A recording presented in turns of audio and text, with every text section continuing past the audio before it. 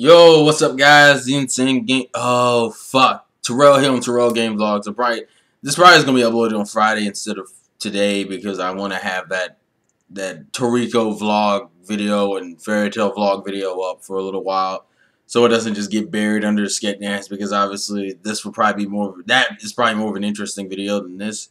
Whereas this only really appeals to my Sket dance episode fans, which is like what 10 of you, like Tuxedo Ray and fucking.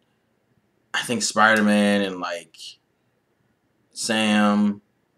I feel like there's like Tuxedo Ray and then there's like someone else, and I'm forgetting the other person. I don't know if Tuxedo Ray is the one I'm thinking of that has like a whole bunch of edgy shit on his channel, but whatever. Anyways, just to kind of get into it. So this is episode 74 of Sket Dance Review. Sket Dance, we can't do that.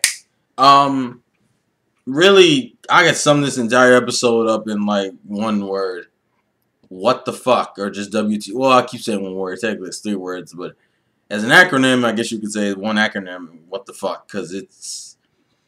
The first half... Like, first off, the animation is back to that really weird style that it was for that Himiko special thing.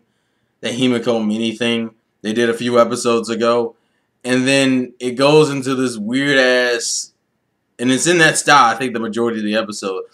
The first half is kind of going on the whole Minery is rich to the point where she has, like, her own fucking town for all of her servants. And then, like, they live underground and they have this giant-ass front door and this fucking security and the maids and the butler. Like, the entire first half is really just an exaggeration of how rich one can be. She doesn't have like a credit card. She has like a jet black credit card.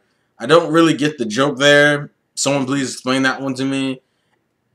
I mean, I don't know. It's like, it seems like both parts of this episode didn't really focus on the characters that it was meant to focus on. Like, it was like this first half was meant to focus on Unyu. But it really just focuses on the ridiculousness of where she lives. Like, there's nothing really into her character and how she acts. Just really... It doesn't even... I mean, they don't even go... Do they... I mean... Do they ever even explain in the manga why she's so goddamn rich? Like what her parents does? Like... Because she seems like to be the only character in the student council that doesn't have an issue. Like, literally. Like, Daisy has the thing about not trusting people. You know, she's kind of a feminist in her own right. And then you have... You know, Tsubaki and his issues, the get with the program man, Kaito and his over-seriousness, and Usami with the hatred of men. Like, Unyu seems like the only student council member that doesn't have, like, an actual problem, and it's kind of weird. I mean, she works fine. Also, why is she, like, the boob character? You rarely see her doing fan service, but for some reason... They do the jiggle physics thing with Unyu specifically, which maybe it's because she's Tsubaki's crush. Well, whatever. Also, I will say that this episode is funny purely for what the fuck value, but it's still not that funny even when it is for what the fuck value, because the first half is just kind of like Jesus Christ, and how like to the point where Himiko got so tired of commentating. I find it hilarious because Boston felt so bad at it. He's like, I don't want to do this again. It's like, next time if the fucking car breaks, I'm just going to accept it because I don't want to ever feel this way again. Like, I thought that was funny. I thought it was even funny how Switch ruined the moment that nigga was like, you know that's the wrong model, right? And he was like, no! It's fine. We don't have to worry about it. I want to do this shit again. And then the second half, which is the whole Captain Munch thing, where... everything was overly shonen, and I feel like that's essentially what the second half was, parroting shonen, like the genre shonen. It was ridiculous because everything was overly emotional. Himiko was giving a random speech about Boston, which obviously Boston will end up contradicting by fucking up on the food challenge thing. They tried to make it seem like Boston coughed up blood, even though it was like they over shonified the shit out of the second half to the point where it was just like. Jesus, like literally, the point was like it was just like Jesus Christ, stop it! Like literally, I remember I was watching it this morning, and literally everything I was doing was just like in the concept of what the fuck is going on, what the fuck are you doing, what the fuck, what the like literally the phrase what the fuck was like almost in everything I said while watching this episode. Especially that second half. That second half was just like, what the fuck? It's over. It was overly dramatic. It's like parroting overly dramatic shonen, which, nah, I'm not gonna make the joke, but it's parroting overly dramatic shonen. It was just ridiculous. Like, it's not a bad episode, but it was way overly dramatic, and it didn't even focus on the characters as much as I wanted them to. It's like you give me another Captain and you give me another Unyu episode, and these aren't characters that have like. Well, Captain has a pretty decent set of history behind her. Unyu had none. So it's like, okay, fine. Unyu's first real, like, episode devoted to her. And it's more about how rich her family is and the ridiculousness of it all. And didn't try to bother going into anything with Unyu. Which really irks me. But then again, I hear in Sket Dance they do this a lot. Like, I know probably the next arc after this. Because for those who didn't see the preview, which I'll link in the description.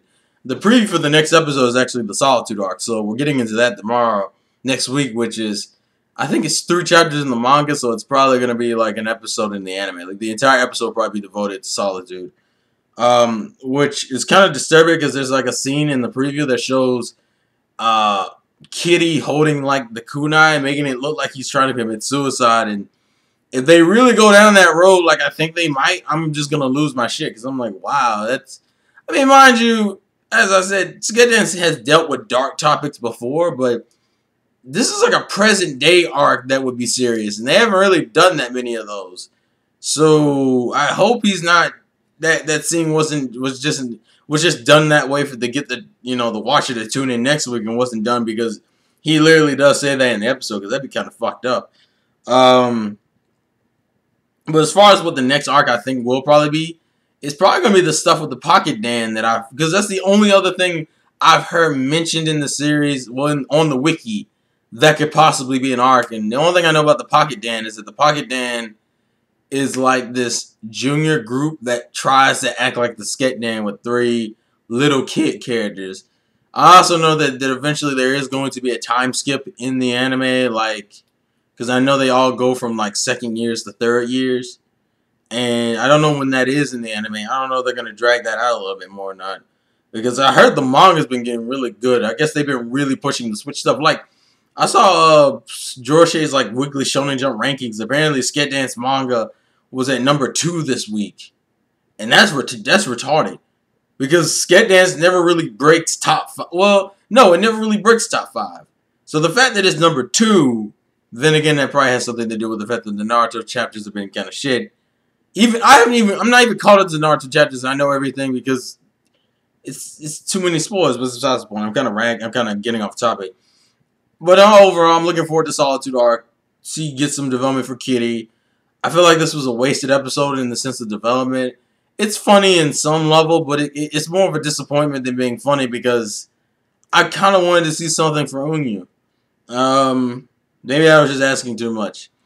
And if anyone's knows about the Pocket Dan and reads the manga, is that arc any good? Or would that be the next thing they would do? Or please tell me what you think the next arc will probably be that they cover. Even though we don't even know if the series is going to keep going or they're just going to stop it when Gintama comes back. Because Gintama comes back next month.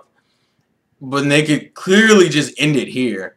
They could just end it after the Solitude arc. But then again, it seems kind of gay to end the damn series. Well, at least it's probably going to be like not really end it, but kind of like Gintama where they cancel it for a little while and then they bring it back.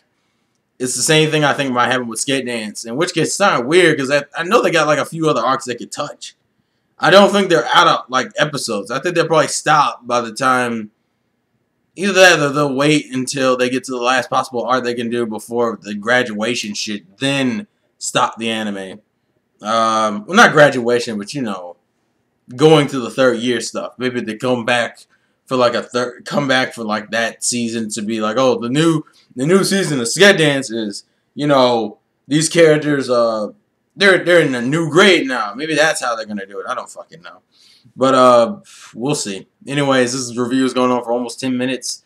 Lackluster episode. Solitude arc next week. Looking forward to. I can't even say arc because there's only one. It's only going to be 1 episode because they even said it. Like the preview says Solitude. It doesn't say Solitude Part 1. It says Solitude. So Yeah. Anyways, please leave your thoughts in the comment section. Please leave your thoughts and comments in the comment section below. Thank you guys for watching and supporting this video. Life's a game. No. Vlog's a game from your boy Terrell. Let's get this. We're so awesome. And I'll catch you guys later. Peace off.